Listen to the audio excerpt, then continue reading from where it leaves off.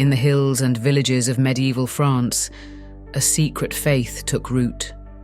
By firelight, in hidden rooms, men and women whispered of a world beyond this one, a world of pure spirit, where the soul could escape the prison of flesh.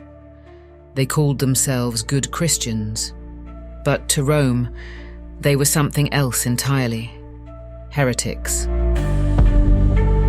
The Cathars rejected the wealth and power of the church. They scorned its golden altars, its priests draped in silk, its promise of salvation through indulgences and ritual. To them, the Catholic Church was not the body of Christ. It was the work of Rex Mundi, the lord of this corrupt world.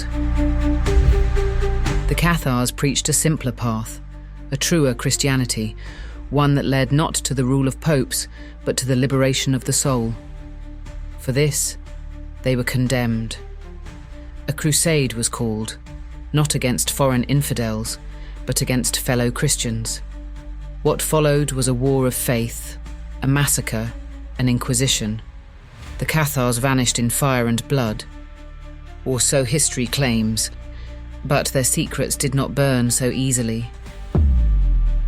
Some say they carried something with them in their final days, a sacred knowledge, a forbidden gospel, perhaps even the Holy Grail itself.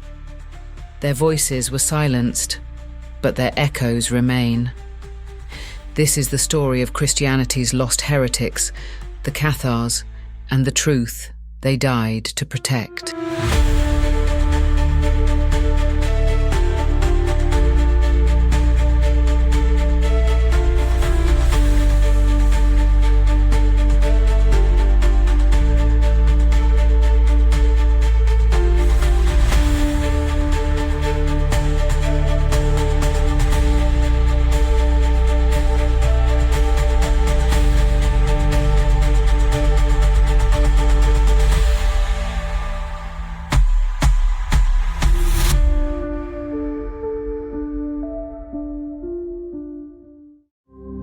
The Cathars did not emerge from nowhere. Their beliefs were not born in the hills of Languedoc, but carried there like smouldering embers, passed from hand to hand across borders and centuries. Their roots stretched deep into Gnostic Christianity, the underground faith of the first centuries after Christ, where whispered gospels spoke of a hidden knowledge, a divine spark trapped in human flesh. Their theology echoed the Manichaeans, followers of a Persian prophet who had taught that the universe was a battlefield between light and darkness, spirit and matter. And before them, there were the Bogomils of Bulgaria, a secretive sect that rejected the wealth and corruption of the Orthodox Church, spreading their beliefs in quiet defiance of empires. By the 12th century, these ideas had taken hold in southern France.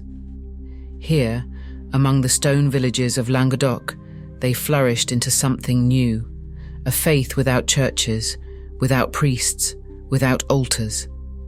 The Cathars didn't see the world the way Rome did. To them, this was not God's creation, it was a prison.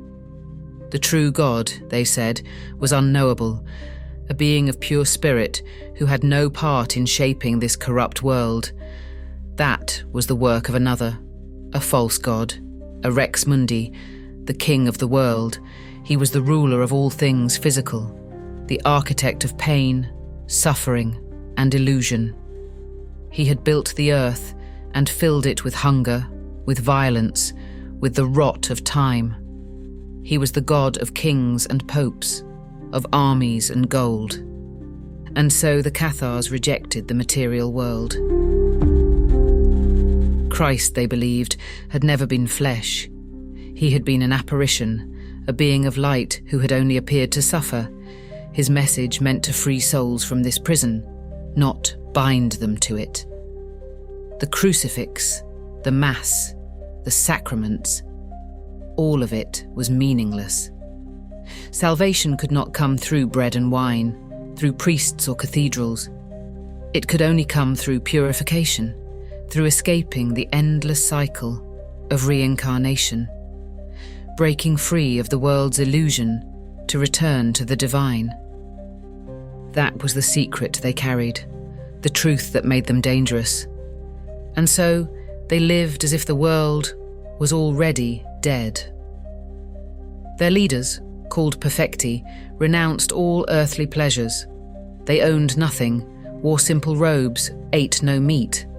They did not marry, did not have children, did not kill, did not lie.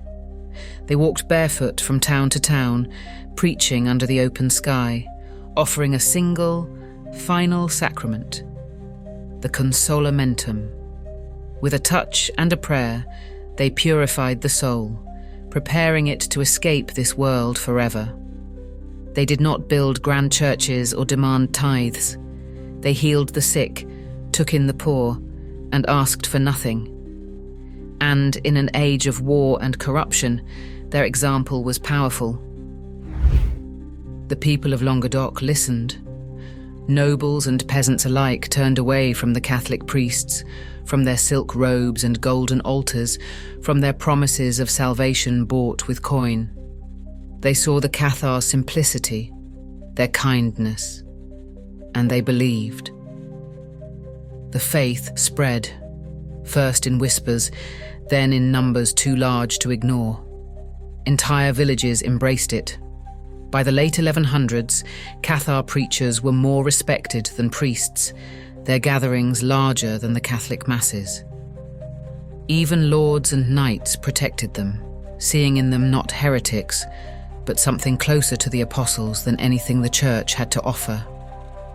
Rome watched, and it was afraid. Languedoc was different. Unlike the kingdoms of northern France, where the church and monarchy ruled hand in hand, this was a land of independent lords, poets, and merchants. Here, in the sun-drenched valleys and stone-built towns, faith was a personal thing, not dictated from Rome. And so, the Cathars flourished. Protected by local nobles and welcomed by commoners, they built nothing, not temples or grand cathedrals, but instead wove themselves into the fabric of daily life. By the late 12th century, they were no longer just a movement. They were a church. In 1167, a council convened in the village of Saint-Philly-de-Caramont. Cathar bishops from across Languedoc gathered in secret, away from the reach of Rome, and did what only the Pope was meant to do. They established their own hierarchy. There would be bishops for Toulouse, Albi, Carcassonne, and Agen, each overseeing communities of believers.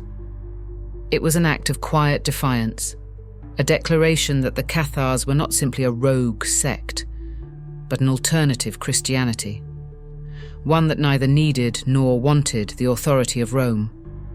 Word spread. More towns turned to them.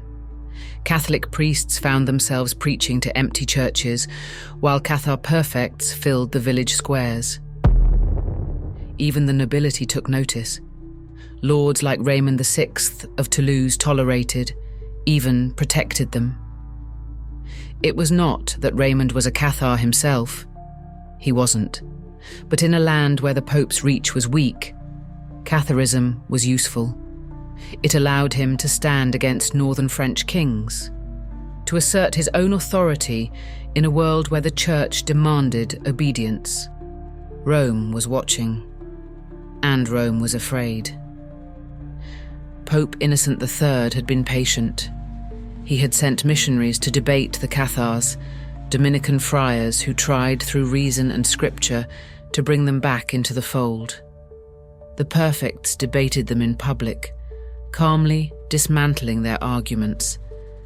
It was not that the Dominicans were weak, it was that the Cathars were good at this. They knew their faith better than many priests knew theirs, and unlike the Catholic clergy, they practiced what they preached. When sermons failed, Rome turned to threats. The Pope ordered local lords to exterminate the heresy. Some tried, but in the courts of Languedoc, excommunication was not the fearsome weapon, it was in the north. Why fear a pope whose authority meant little in a land where he had no soldiers? Then, in 1208, blood was spilled. Pierre de Castelnau was a papal legate sent to pressure Count Raymond VI of Toulouse into persecuting the Cathars. The two men met near the Rhône, Castelnau demanding submission, Raymond refusing. Voices were raised. Threats exchanged. The next morning, Castelnau was dead, stabbed by an unknown hand. Who gave the order? Some whispered it was Raymond himself. Others claimed it was a rogue knight, angered by the church's interference. But in Rome, it didn't matter. Innocent III had his excuse. The Pope called for a crusade, not to reclaim the Holy Land, not against Saracens or infidels, but against his own people, against the Cathars, against Languedoc. A holy war was coming, and it would drown the land in fire. The Pope's call to arms spread like wildfire. In towns and cities across France, nobles and mercenaries alike took up the cross, not for faith alone, but for something more tangible. The Albigensian Crusade promised absolution for sins, just like the wars in the Holy Land. But there was one key difference. This battlefield lay just across the river. No need to cross the sea, no years spent on distant shores. This was a crusade where knights could ride out in the morning and return to their own lands by nightfall, richer than before. So they came, by the thousands. French barons, mercenary lords, papal troops, men seeking land, power, and the eternal favour of God. Their leader was Simon de Montfort, a nobleman from northern France. He was the perfect choice, ruthless, pious, and utterly without mercy. In the summer of 1209, the Crusaders descended upon their first target, Béziers. The city refused to surrender. Behind its walls were Cathars and Catholics alike, the people of Béziers confident that their fortress would hold. They were wrong. On July 22nd, the Crusaders breached the defences. The streets turned red. They killed everyone, men, women, children, priests. They dragged people from their homes and slaughtered them in the churches where they had taken refuge. The official death toll was 20,000, though the number was likely less. The horror, however, was very real. And then, there was the command. When asked how to distinguish the heretics from the faithful, Arnold Amalric, the papal legate, is said to have given a reply that would echo through history. Kill them all. God will know his own. The soldiers obeyed. Béziers was erased. After Béziers, the Crusaders moved to Carcassonne, the stronghold of Viscount Raymond Roger Trencavel, a young noble who had tried to keep the peace, but was now in the path of Rome's wrath. Unlike Béziers, Carcassonne was well defended. The city withstood siege until its water supply was cut off. Within weeks, the people were dying of thirst. Trencavel surrendered in August 1209, believing he would be spared. Instead, he was thrown into a dungeon, where he mysteriously died 3 months later. Some say it was illness, others say he was murdered. With Carcassonne taken, the lands of Languedoc were carved up like spoils of war. The Pope's forces did not just kill heretics, they restructured the entire region. Simon de Montfort was granted rule over these conquered lands, and from his fortress he waged a campaign of terror. For years, the Cathars fought back.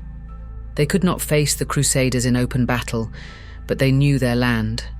They vanished into the forests, the hills, the caves.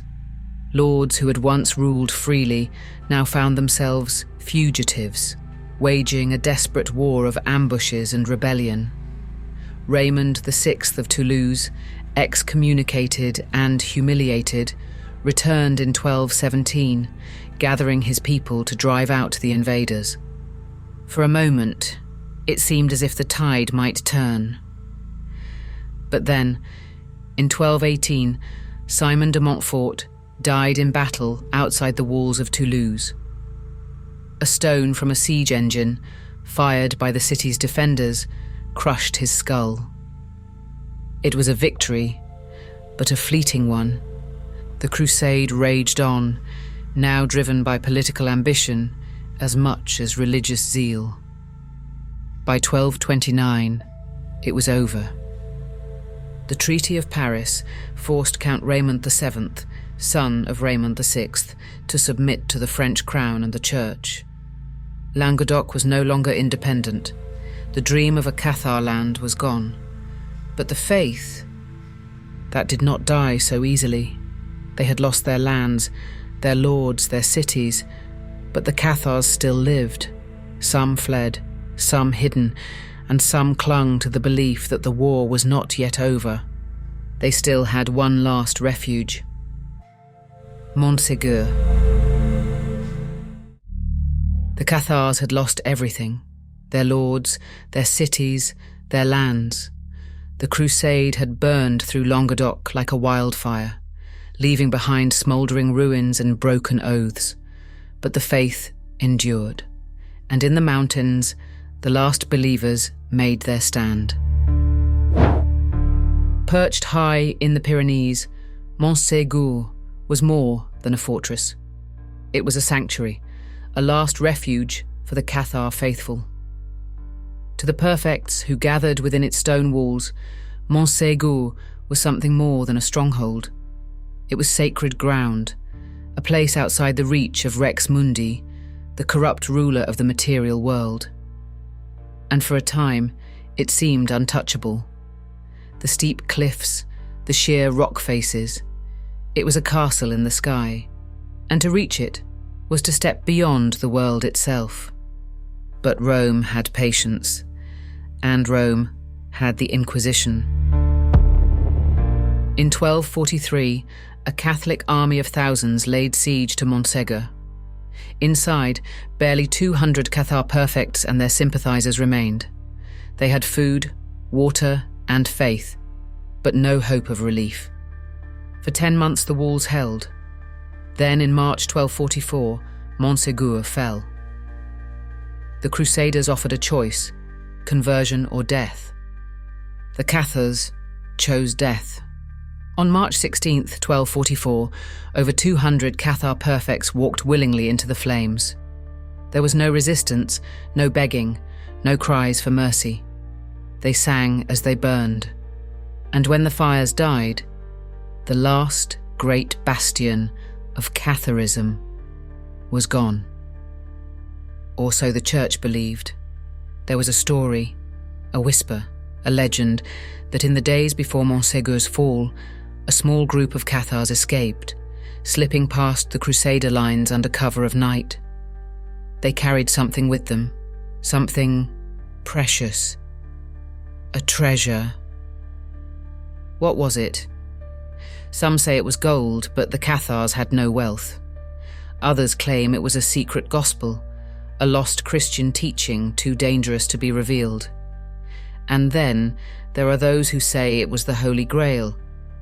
The legend is vague, impossible to prove, but it lingers, like a shadow cast by the burning pyre of Montségur. Did the Cathars guard a sacred relic, or did they carry something more powerful, knowledge? Whatever they carried, it was never found. In 1233, before Montségur fell, the Catholic Church had created a new weapon against the Cathars: the Inquisition. No more armies, no more sieges. This was a quieter kind of war, fought in the streets and homes of Languedoc. The Dominican friars who led it were relentless. They used spies, informants, torture, anything to root out the last Cathars. The faith dwindled. The last known perfect, Guillaume Bellebaste, was captured and burned in 1321. With his death, the Cathars were gone, or so history tells us. But ideas do not die so easily. The faith had been erased, but the whispers remained, in legends, in folk traditions, in symbols carved into stone. Some say the Cathars left behind something that could not be burned or buried, something that still waits to be found. The Cathars were gone, their bodies burned, their churches destroyed. But the fire did not consume everything. Some stories refuse to die. In the decades after Montségur fell, whispers began to spread. The Cathars had possessed something, a secret, a treasure. Some said it was a lost gospel, a hidden truth about Christ's teachings that had to be buried. Others spoke of a sacred relic, something so powerful that the church had been willing to wage war to claim or destroy it. And then there were those who believed they had carried the Holy Grail itself. It was the Grail legend that endured. The story grew in the shadows, taking root in medieval romances. Some claimed Montségur was the real Montsalvat, the mystical fortress where the Grail was kept. Others imagined the Cathars as its final guardians, slipping away in the night with their treasure before the fortress fell.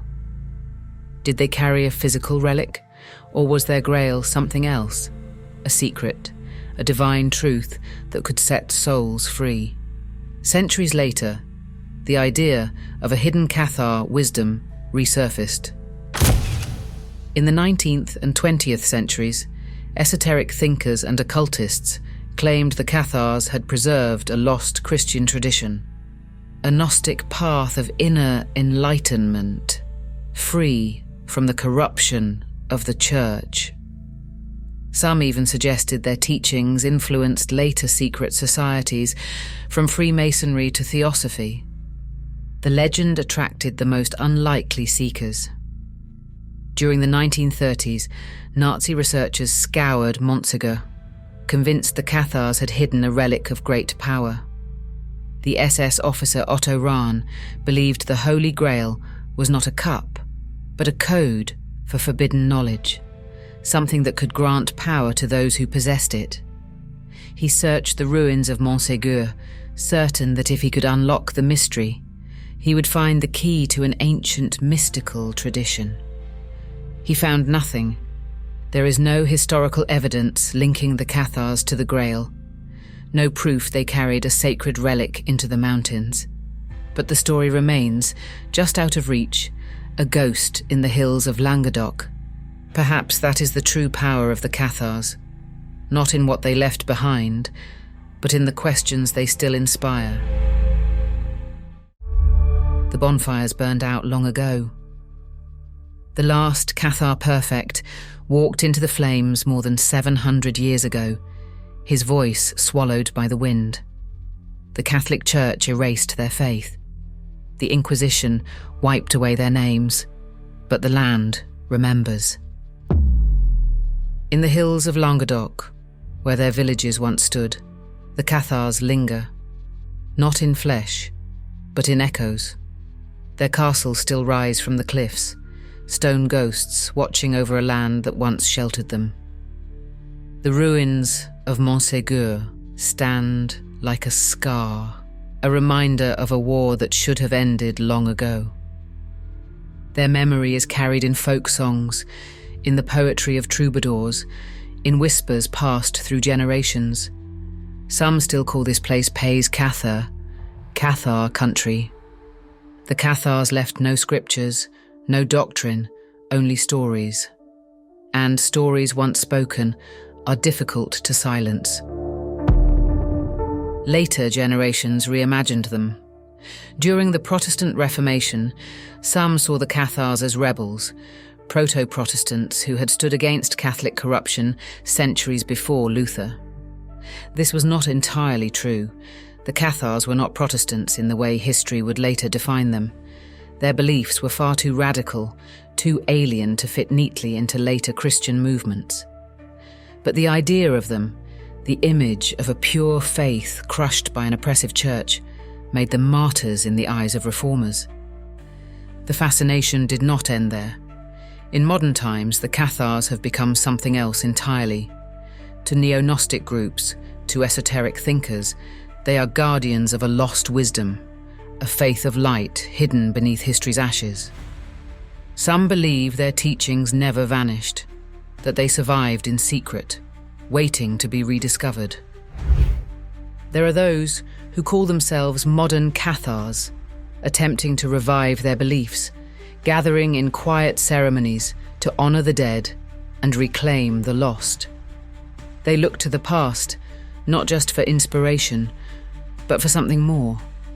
A faith unbroken, waiting to rise again. But perhaps the greatest legacy of the Cathars is not their theology, nor the mysteries attached to their name. It is their defiance. The Cathars became a symbol, not of what they believed, but of what they stood against. The corruption of power, the control of faith, the idea that truth belongs to only one voice. Their story is the story of resistance, of fire that refused to be extinguished, of light against darkness.